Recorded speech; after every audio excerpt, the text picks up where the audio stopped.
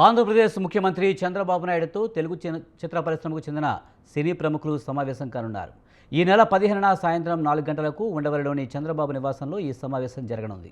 సినీ పరిశ్రమ అభివృద్ధి, తాజా పరిణామాలపై సినీ ప్రముఖులు సీఎంతో చర్చించనున్నారు. ఇదే విషయమై ఇప్పటికే సినీ రంగ ప్రముఖులంతా కలిసి రావాలని సీఎం సూచించారు. ఈ సమావేశానికి ఉప ముఖ్యమంత్రి పవన్ కళ్యాణ్ సైతం హాజరయ్యే అవకాశం ఉన్నట్లు తెలుస్తోంది.